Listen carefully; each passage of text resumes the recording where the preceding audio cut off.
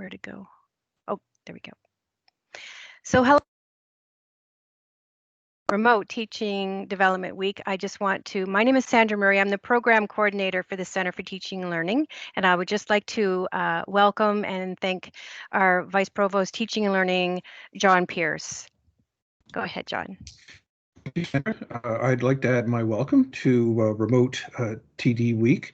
This is a crucial moment in the history of the institution, and so I'm glad you're all able to join us. We never know how many people will show up for these, but I'm glad to have you all here. Usually I would start something like this with a general anecdote about my past experiences in teaching and how they might apply here, but I realized that nothing any of us has experienced really applies in this new world. So we're in part reinventing the university. I think that's part of what's in front of us. And so things like this event, this TD Week, are more crucial than ever. So I encourage you to be creative, to think with what experience you have and figure out how to move it forward. Because I think when I think about what we're facing, there's a real sense that it's stretching our own creativity. Our past knowledge is being transformed, and most of all, our stamina is being tested. Those of you who have worked on some of these Zoom meetings and had tried to transform your teaching, I think what I'm hearing from everyone I talk to is that it just takes a lot of energy to do all this. And I know that the thing we're all missing is that sense of the direct connection that you have in a classroom, the sense of the discussion with reading the body language, the facial expressions, reading all of those intangibles.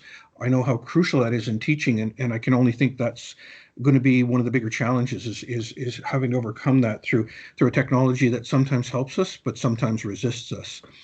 So it is a year, I think, to really try out new things. It's a year to try and pace yourself as well, because I know that the stresses of this year will, I think, be somewhat different than you've experienced before.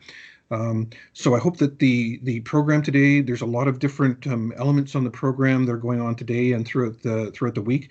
I hope you find them beneficial, and I hope that they feed well into your teaching. So I welcome you all to this, and I would turn it over to Sue Fostaty Young. And finally, one more thing, I would thank everybody in the CTL for all the work they do in putting this together, because it's a lot of labor to get this up and running and set up all these sessions. So I thank them for this.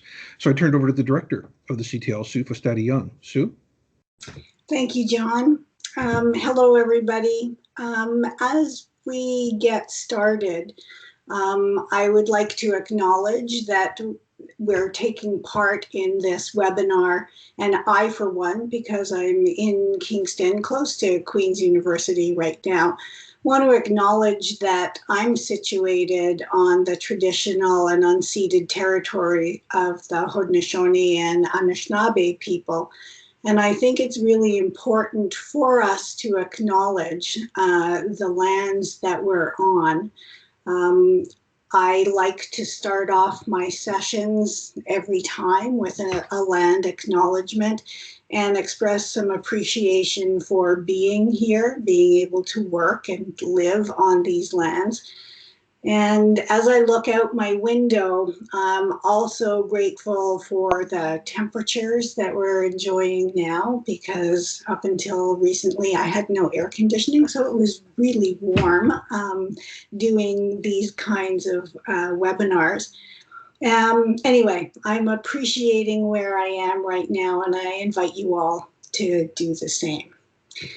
We're really excited about TD Week Remote, because TD Day in past years has always been one of the favorite days of everybody who works in the CTL. And it's one of our favorite days because we get to talk about teaching, talk about things that are best for students and what happens in the classroom. And those are things that really excite us.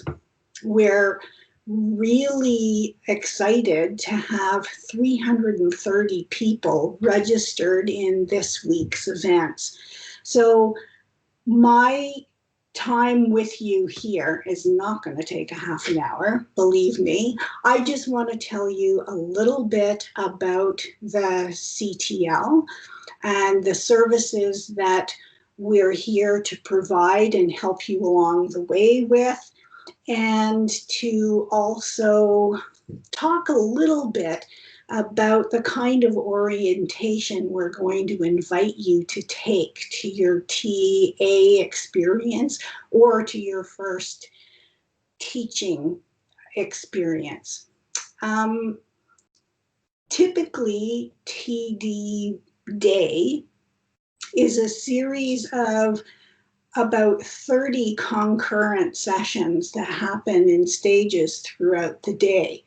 This year, because of the unprecedented situation, we thought it would be better to pare things down and provide a getting started program that is designed to help you through the first couple of weeks of either your TA responsibilities or your teaching responsibilities, trying to sort of get you off on the right foot. And that will be supplemented by some other programming, just-in-time programming that will happen throughout the rest of the semester. Topics like giving effective feedback, having on-cue drop-in sessions to help answer those questions, that kind of thing. So as I start to talk about some of the services and supports that are available through the CTL, I am a little bit curious to find out how many of you are in your very first TA position. And if you can use the little raise hand feature in your toolbar, I'd like to see. Okay, these are coming in fast and furious.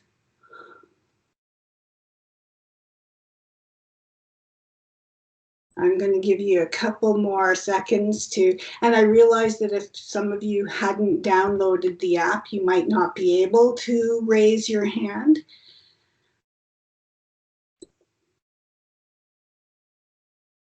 Okay, so it looks like about a third of you are new to, oh, wait a second, here we go. All right, thank you for that. Okay, we have a lot of people who are first timers. Thank you for indulging me in answering that question. There's something for everybody here for TD Week Remote. And I'm hoping that as the week progresses, you'll find more and more things that you're interested in learning about. I encourage you to take a look at the TA Toolkit that the CTL has developed specifically for TAs. That's a companion piece to the Transforming Teaching Toolkit that was developed earlier in June for primary instructors of courses. There are all kinds of resources in there to help you out. One of the things I'm going to encourage you to do is to check out our PUTL opportunity. PUTL stands for Professional Development in University Teaching and Learning, and it's a way of formalizing your experience and skill development in teaching. And there are a few elements to work through.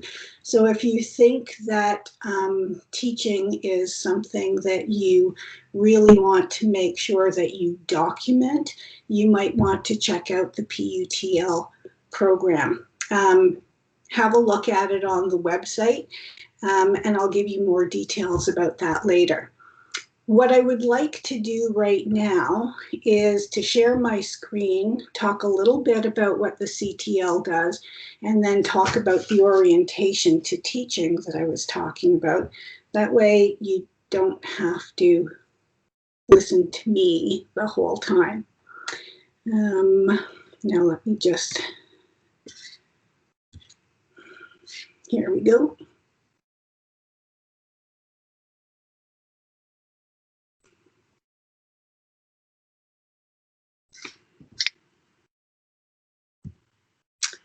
Here, that gives you an indication that this does not always work when you want it to work. Here we go.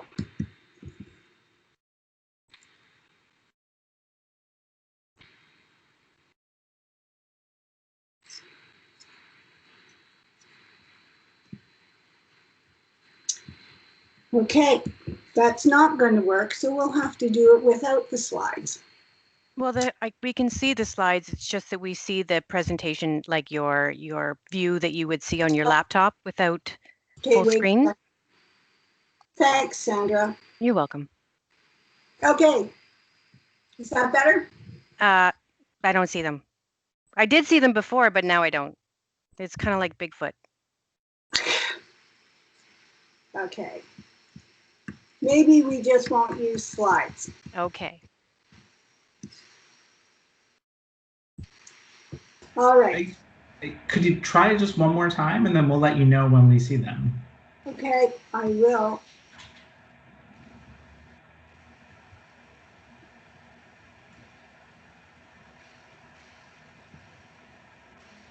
Sandra, how did this work before and it's not working now? We tested it out.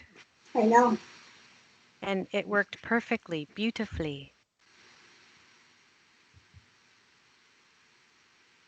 Do you see that now? Sometimes it takes a minute. So far, no. Well, no. Okay. We can always send them to people after if that's helpful. I will. The slides were more so that you didn't have to look at me the whole time. So Sandra, what are you seeing on your screen? Are you seeing me? I am seeing you, yes. Okay. Anyway, the first slide was actually a word cloud that depicted some of the programming that the CTL offers and some of the supports that the CTL offers both to TAs, graduate students, and faculty members. We work with individual instructors as well as small groups and departments on anything that's related to teaching and learning. So we do consultations, we sometimes do classroom observations or even webinar observations for people who would like to have feedback on their teaching. We help people gather information on their teaching for the purposes of improvement, creating teaching dossiers. If you need help with assessment plans, we can do that too. So that's how we help instructors and work with departments on the improvement of teaching. That's the whole reason for the CTL's being here. The slide that you will eventually get, there's another slide that has pictures of all the members of the CTL. And typically what we do is have people introduce themselves at TD Day so that at least you can put names to faces. All the faces on the slide that I have that you'll get later have names to them so that you'll be able to contact the CTL and know who it is that you'll be getting information from. Sandra, thank you. You can see there we have Andy, Selena, and Carla on the left-hand side of your screen. And those three people are the go-to people for everything on cue. And Selena and Carla are working with a group of 6 undergraduate students who have been trained to help instructors with on cue and uploading courses, videos, and other things to OnCue. So if you have questions in that regard, those are the 3 people who will help you out that way. Carolyn, who you can see next on the left-hand side, is a postdoctoral fellow who is working with the center, and she and Andy head up the active learning part of what we do. So all questions about active learning and how to inject active learning strategies into your seminars, labs, courses, even remote or face-to-face, those are your go-to people. Carolyn is working with some educational development associates that you see on the bottom of the slide in the middle. Those are graduate students who are working with us on a very part-time basis. They're here just 5 hours a week working with us. And they work with Carolyn to put together programming for TAs, graduate students, and postdocs. So they're your go-to people when you have questions as a TA for an ETA programming. They are largely responsible for keeping the TA toolkit up to date. So they're really important people for you to know. Up at the top of the slide are Robin, Lauren, and Lindsay, 3 other educational developers. Robin has a special interest in new faculty programming, and she also does a lot of work in writing pedagogy. So if you're interested in trying to figure out how to help your students develop their writing skills, Robin's your go-to person. Lauren is brand new to the CTL. She joined us on March 16th, and then we started working remotely on March 17th. So we haven't had a real face-to-face opportunity to get to know Lauren, but she specializes in curriculum and program development, and it has a lot of skill in that regard. And Lindsay Brandt at the top right is an educational developer specializing in Indigenous pedagogies and ways of knowing. So she handles a lot of our requests for programming to decolonize the curriculum, and works very closely with 4 Directions to maintain the cultural safety in the classrooms. And then I'm there on the bottom right, just in case you wanted to know what I looked like 2 years ago.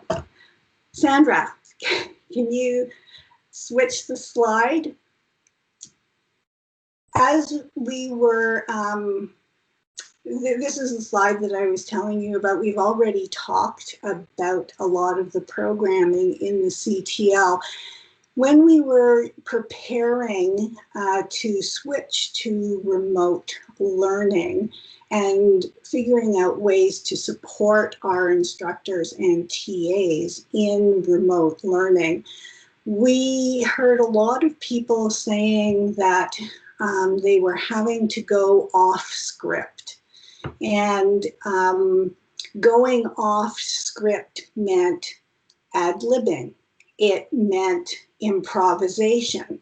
And people started to talk about how important it was to adopt an improv mindset as we moved into remote teaching. When we started to think about improv and what that means, we all thought of watching improvisational comedy, largely on television. And we had always heard that the primary principle of improv is saying yes and, not yes but, yes and, as a way of helping things move on.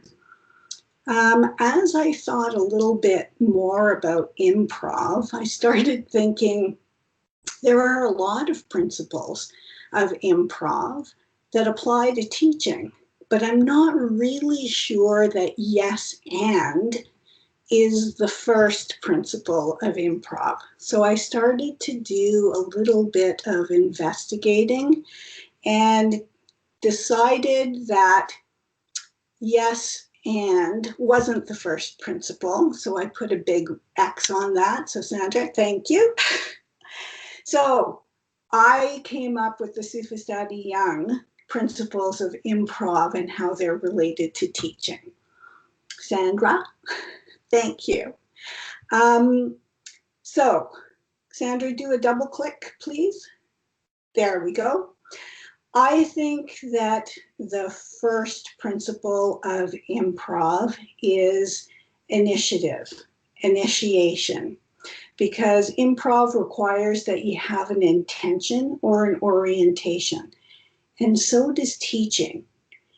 So even though you're open in improv to what comes, that openness means you're always on the lookout for the good stuff, and that you're ready to jump on the good stuff to help it grow.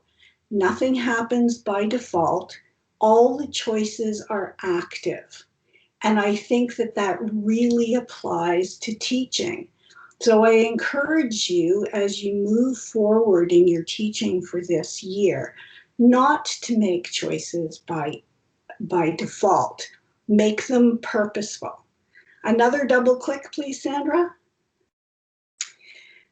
The second principle of improv, I think, is listening. In improv, you have to pay attention to who else is on stage. You have to pay attention to what they're saying so that you can respond in an appropriate way that moves things along in a positive direction. And I think that really holds true for teaching. Double click again, please, Sandra. The next thing about improv is that it's always about storytelling. It's about building on what you hear other people saying and providing something new and fresh. Mike George, who happens to be a math professor at a school in the States, says that he thinks it's really important to affirm at least some part of a contribution that a student makes, to be able to build on that to further the story of learning. So if we think of teaching and learning as storytelling, we use one another to build the story to create something new. So I encourage you to think about teaching and learning as storytelling, and of each person in your classroom as co-author in that process. Another double click, please, Sandra. The other part of improv that I think is really pertinent to teaching is relationship building and collaboration. In improv, everyone on stage has a part to play in creating the story, in listening, and in initiating. And it is the responsibility of every single cast member to ensure that each person is invited and feels welcome to contribute, and that their contribution will be attended to and used somehow to enrich the story that's being created. I think that's really important for us as educators in the classroom, to recognize that relationship building and collaboration is about invitation, it's about inclusion, and it's our responsibility to create the kind of atmosphere in the classroom where everyone works together to make people feel welcome and listened to. Last double click, please, Sandra. The other thing about improv is that everybody works together to make other people look good. It's all about reducing competition and enhancing collaboration. It means getting out of your own way to make sure that you yourself are taking initiative, listening, storytelling, building relationships, and in doing all those things, helping other people look good and be good at what they're doing. So take what you can from our invitation to go off script, to listen, to take part, and think about yourself as an improvisation artist in the classroom.